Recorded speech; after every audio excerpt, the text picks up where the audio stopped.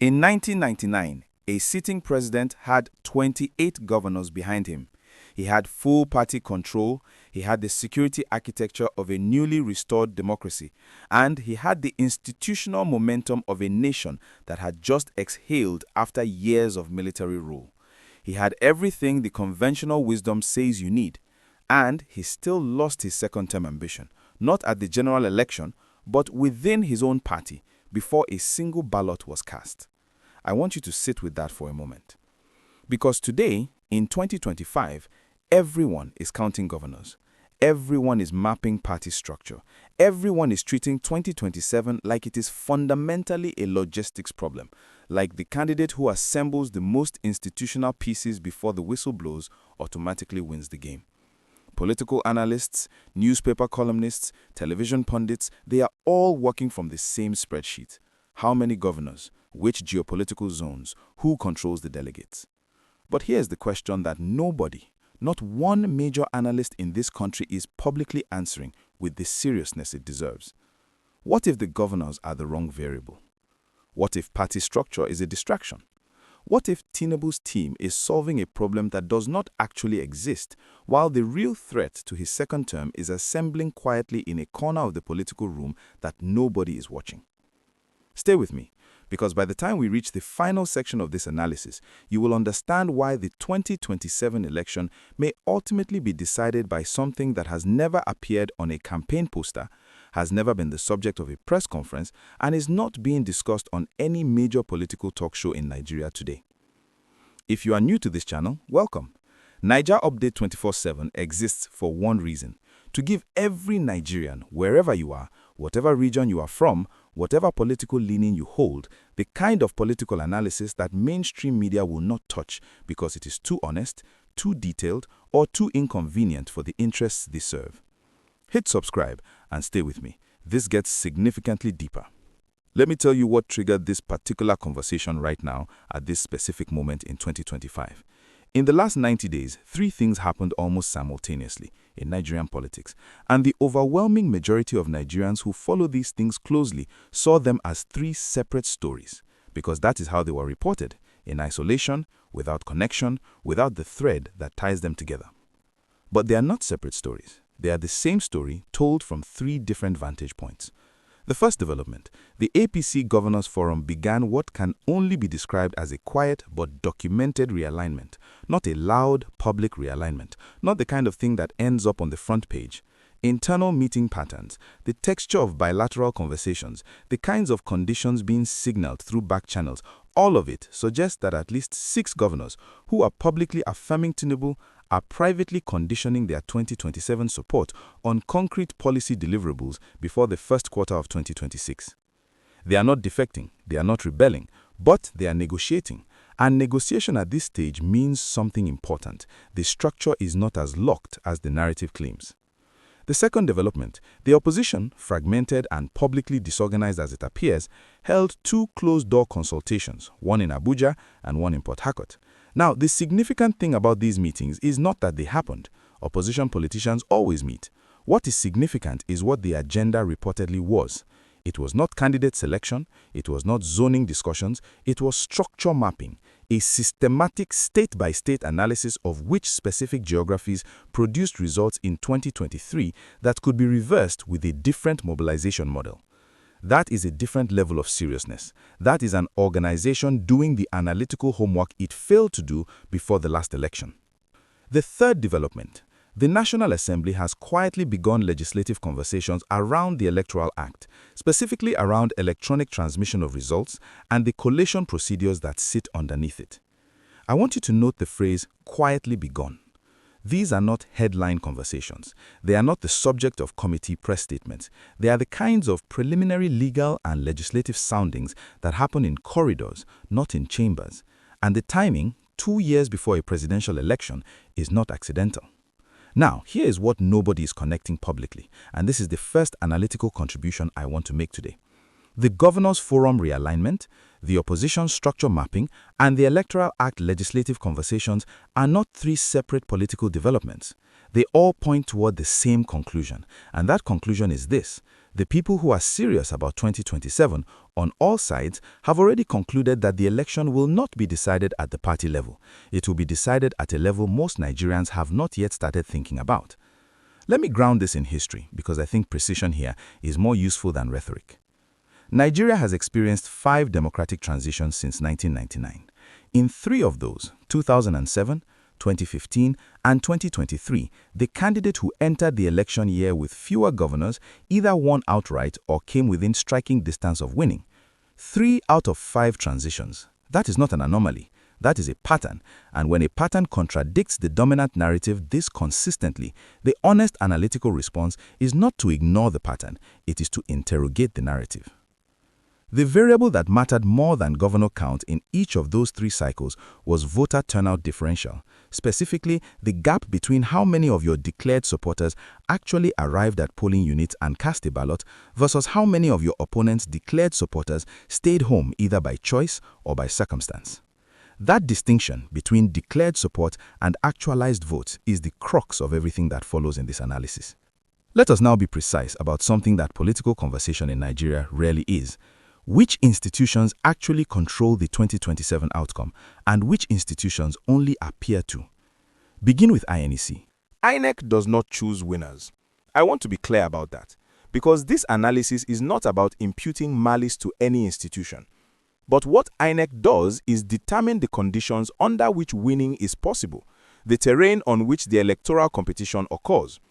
And the Commission's current challenges are not administrative footnotes that technocrats will quietly resolve before the election season opens. They are strategic terrain that every serious political actor is already mapping. Voter register integrity is a live issue. Biometric verification gaps, the question of how reliably the system distinguishes verified voters from the noise in the database, remain unresolved in ways that matter enormously in high-density urban areas. The performance of the BVAS system in the 2023 cycle demonstrated both the technology's potential and its vulnerabilities.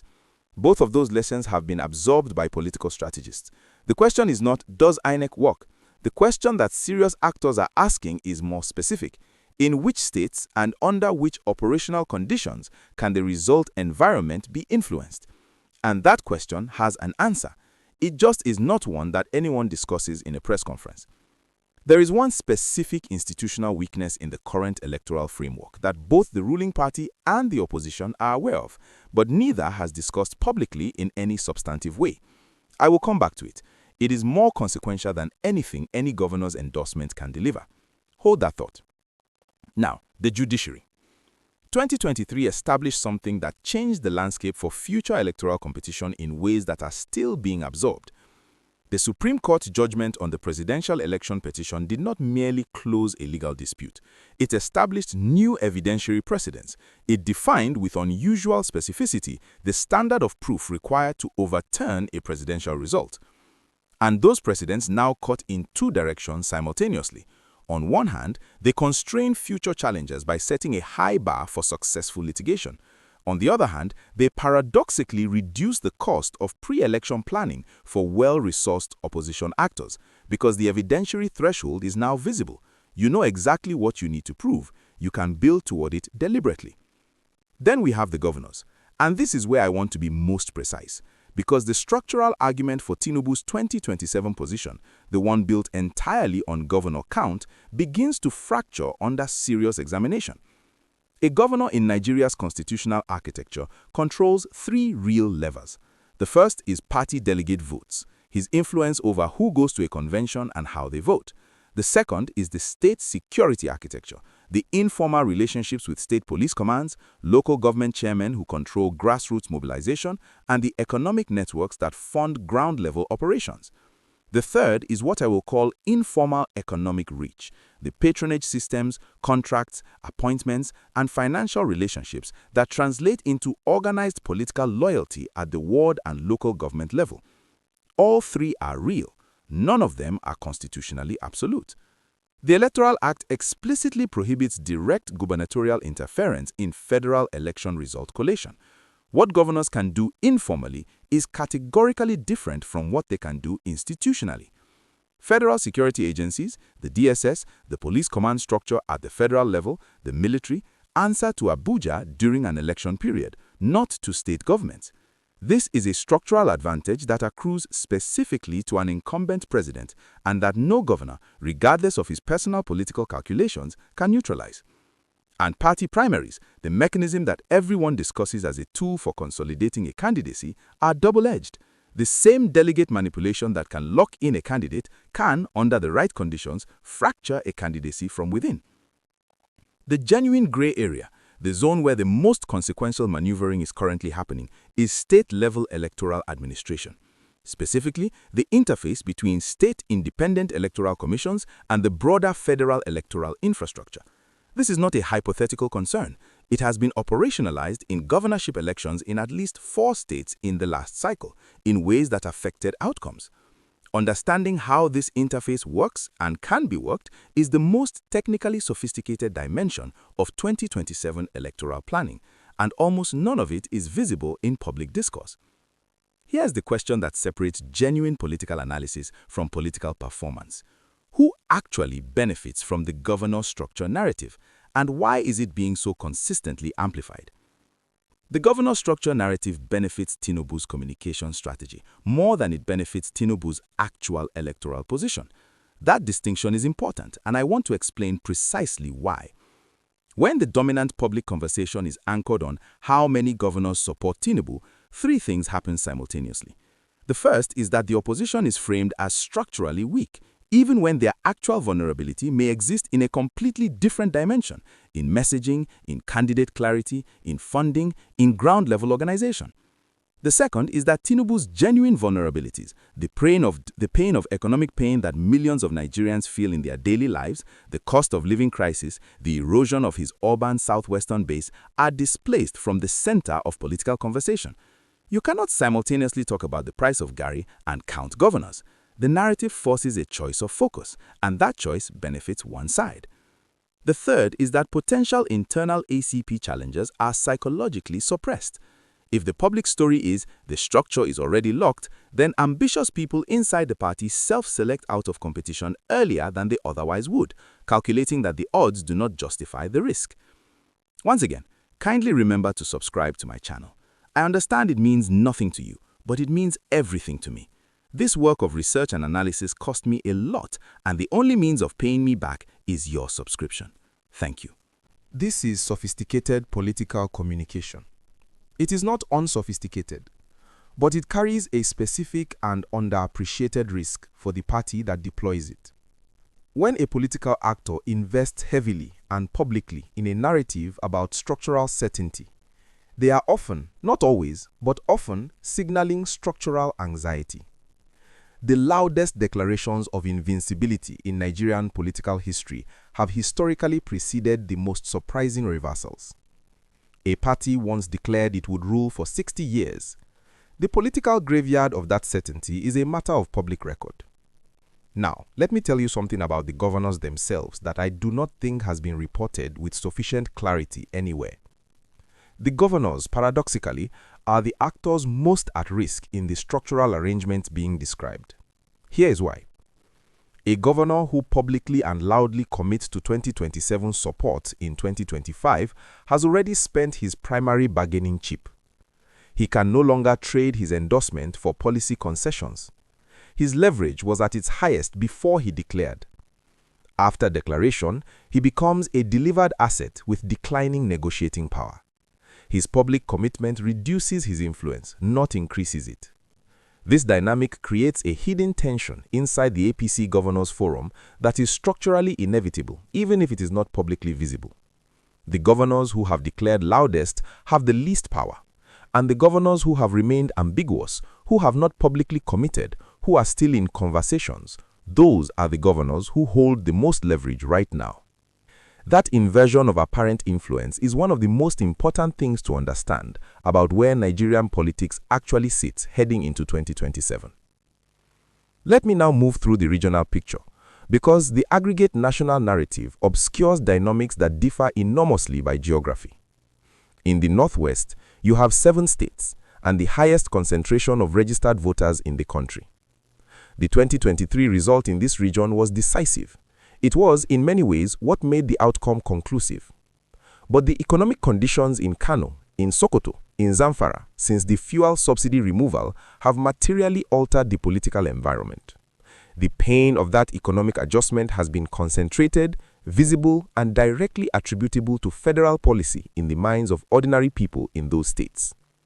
A repetition of 2023 margins in the Northwest is not something any serious analyst should take as given. In the Southwest, Tinubu's home base, the political mathematics are more fragile than the dominant narrative suggests. Lagos is the stronghold and it is real, but Lagos is also the epicenter of the cost of living crisis. It is the city where the gap between the economic reform program's stated intentions and the daily lived experience of millions of people is most visible and most viscerally felt. The urban youth bloc that was mobilized in 2023 with extraordinary energy is not a guaranteed returnee. That community is a persuadable constituency, and they know it, which makes them potentially influential in ways that go beyond just showing up. In the Southeast, the strategic calculation is different. The question is not whether the region votes against Tinubu. That is the baseline assumption of every serious actor. The question is whether they vote at all, and in what numbers. Turnout manipulation, not candidate preference, is the real variable in the Southeast, and it operates in multiple directions. In the North Central, Benue, Plateau, Naija, and Nasarawa, you have the most genuinely contested regional terrain in the country. Security conditions, farmer-herder dynamics, inter-ethnic electoral geography, these create unpredictable ground that no governor endorsement can reliably anchor. Governors in this region are less commanders of electoral outcomes than they are reflections of conditions they themselves do not fully control. Now, let me introduce 3 categories of actors who will shape 2027 in ways that dwarf what any governor can deliver, but who currently appear in almost no political headline. The first is the organized private sector, specifically the Lagos and Abuja business communities whose informal funding of political operations has shifted significantly since the Naira crisis. Political money is expensive when the Naira is under pressure. Where it comes from, who provides it, on what conditions, and to which candidates, these funding flows determine what levels of organization are possible, and those flows are moving differently today than they were in 2022. The direction and destination of private sector political funding in the next 18 months is one of the single most important variables in the entire 2027 picture. The second are religious leadership networks. In both the Muslim North and the Christian South, the informal mobilization structures controlled by major clerics have historically delivered or suppressed voter turnout in ways that dwarf any single governor's contribution. These networks are not covered by political journalists. They do not issue press statements. They operate through sermon and community and informal instruction in ways that are diffused and almost impossible to map from outside. But they are real, and every serious campaign operation, whatever its public posture, is engaged with them privately. The third is the youth voter bloc. Nigeria's median age is 18.1 years. The 2027 election will be the first federal election in which the obedient mobilization of 2023 either consolidates into a durable, structured political force or dissipates into political cynicism and disengagement. That outcome is genuinely not yet determined, and whether it goes one way or the other will reshape the mathematical assumptions of every other actor in the system. The conversation about governors and electoral structure tends to circulate inside the political class, inside the world of Abuja fixers, party officials, and political journalists. But let me pull it out of that world and examine what it actually means for ordinary Nigerians in Maiduguri, Onitsha, and Makudi and Ibadan. The outcome of 2027 will not just determine who sits in Aso Rock. It will determine the next phase of Nigeria's ongoing negotiation between federal authority and state autonomy. A negotiation that has profound daily consequences for how public resources are distributed, how security is commanded, and how developmental policy reaches the people who most need it. A second Tinubu term consolidates the current model of fiscal centralization operating beneath the rhetoric of federalism. A transition to a new administration from any region under any platform reopens that negotiation with consequences for FAAC allocations, for local government autonomy, for the balance of power between Abuja and the 36 state capitals. There is also an economic cost to electoral uncertainty that almost never gets discussed as such. Foreign direct investment decisions are being held in suspension. The Naira's trajectory is being evaluated by international investors partly against the political risk premium of a contested 2027 cycle. Every month of political instability between now and early 2027 is a month in which Nigeria's economic reform program, whatever one thinks of its design, is operating at reduced credibility in the eyes of the international community whose cooperation the program requires. Elections in Nigeria do not occur in a security vacuum. The Northeast, the Northwest, and significant parts of the Middle Belt carry active conflict dynamics that directly complicate electoral participation. In previous cycles, electoral mobilization in conflict-affected areas has been complicated and sometimes weaponized by non-state actors in ways that have real human consequences. A 2027 campaign cycle opening in an environment of unresolved security challenges creates conditions where voter suppression is not a political strategy being discussed in a boardroom. It is a physical reality for millions of Nigerians who may literally be unable to reach a polling unit safely. This is not a partisan point. It is a governance emergency that any administration must confront before the election season fully opens. The Western governments, the United States, the European Union, have not made formal statements about 2027. They do not yet need to, but their embassies in Abuja are not idle.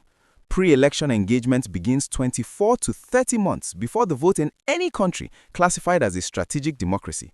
Nigeria is classified as a strategic democracy. That engagement has already begun. Any significant deterioration in electoral institutional credibility before 2027 will attract formal international commentary at exactly the moment Nigeria's economic stabilization program most needs multilateral and bilateral cooperation. Those two things are not separate. They are linked. And then there is the diaspora. Over 1.7 million Nigerians in the United Kingdom alone, hundreds of thousands more across North America and Europe. They do not yet have the right to vote in federal elections, but they exercise influence through remittance economics. Over $20 billion annually flowing back into Nigerian households, and through political narrative shaping on social media that penetrates domestic discourse with remarkable effectiveness. The obedient movement of 2023 was partly powered by diaspora energy. Whatever political force emerges as the most credible opposition vehicle for 2027 will be partly assessed by whether it can replicate or exceed that resonance. This connects to a pattern visible across emerging democracies globally. Incumbent structural advantages are becoming less predictive of electoral outcomes as voter information environments become more complex and less controllable by any single actor. What worked in Ghana, in Senegal, in Zambia in the last 5 years carries a lesson for every Nigerian political actor. The citizens who are counted as delivered are increasingly making independent decisions. Structure predicts less than it used to. Sentiment predicts more. Now, let me address the strongest counter-arguments, the best versions of the opposing view, not the weakest. The first counter-argument is that governors do matter and that 2015 proves it. This is partially correct. The defection of 5 northern governors from PDP to APC in 2014 and 2015 was a genuine structural shift. But examine what actually happened in sequence. Those governors moved because voter sentiment had already shifted underneath them. They followed the population's movement. They did not create it. Structure followed sentiment, not the other way around. And that reversal of causal direction, that question of what is driving what, is the most important analytical insight in thinking about 2027. The second counter-argument is that the APC's financial and security advantage as an incumbent makes the outcome a foregone conclusion. Incumbency advantage is real. It is not to be dismissed. But in Nigeria's recent electoral history, incumbency has been beaten at state level with increasing frequency and at federal level in 2015. The conditions under which it fails are now better understood than they were. When economic pain is concentrated, visible, and attributable to specific identifiable policies, and when opposition can consolidate behind a single credible vehicle, under those conditions, incumbency is not a guarantee. Neither condition is impossible in the current environment. The third counter-argument is that the opposition is too fragmented to matter. This is the seductive misconception, partly because it has the appearance of being simply true when you look at the landscape right now. But opposition fragmentation is the current state of play. It is not a fixed structural feature of Nigerian politics. The merger that produced APC was completed in under 18 months between 2013 and 2014. We are currently about 20 months from the 2027 election. Fragmentation at this stage in a Nigerian political cycle is normal. It is not terminal. And here is the institutional weakness I flagged earlier, which I can now name precisely. The legal framework for result transmission under the current Electoral Act contains a provision that, under specific operational conditions, allows for manual override of electronic collation at the ward level. This provision was debated during the 2022 Electoral Act revision process and was left deliberately ambiguous, a compromise whose ambiguity served different interests at the time. It is now the provision that every serious political legal team on both sides is building a strategy around. Whoever manages to resolve that ambiguity through litigation that clarifies it, through legislative amendment that closes it, or through INEC administrative guidance that defines its boundaries before the election cycle opens, holds a significant procedural advantage. This is the thing nobody is discussing on television, and it may matter more than all of the governor's endorsements combined. Here is the forward view for the next 90 days. Watch the National Assembly for any movement on Electoral Act amendment, specifically on result transmission provisions. If it moves before mid-2026, it is not routine legislative business. It is pre-positioning, and the identity of the sponsors and the party caucus that provides the numbers will tell you everything about who benefits. Watch for opposition meetings that include legal teams, logistics planners, and civil society electoral monitoring organizations. That combination signals genuine preparation rather than political theater. Watch for any public disagreement between APC governors and the presidency over policy delivery. Even one visible and unresolved disagreement before the third quarter of 2025 indicates that the structural unity narrative is under internal pressure. And watch INEC. Any change in leadership, voter registration procedures, or operational guidelines in the next 12 months is electoral terrain shaping, and the direction it moves matters. We opened with a question. What if governors and party structure are the wrong variables entirely? Here is the evidence-based answer. Governors matter, but they are dependent variables, not independent ones. They follow shifts in voter sentiment, in economic conditions, in institutional credibility. They do not manufacture those shifts. Tinubu's structural strategy is real. It is sophisticated, and it is not without genuine merit, but it is built on one foundational assumption, that the 2027 electorate will behave like the 2023 electorate, and that assumption is exactly where the risk lives. The electorate that votes in 2027 will be 2 years deeper into an economic adjustment program whose costs have been concentrated and visible. It will be younger, more networked, and more politically experienced than its predecessor. And it will be making decisions in an information environment that no party machine, regardless of how many governors it controls, can fully manage or predict. The real question for 2027 is not whether Tinubu has the structure. He does, to a significant degree. The real question is whether any structure at all, can survive an electorate that has made up its mind it wants something different. That question is still open, and how Nigeria answers it will define the next decade of what this country becomes. If this analysis gave you something real, share it with one Nigerian who needs to understand what is actually happening beneath the headlines. Like, subscribe, and I will see you in the next one. Naija Updates 24/7. We never stop watching.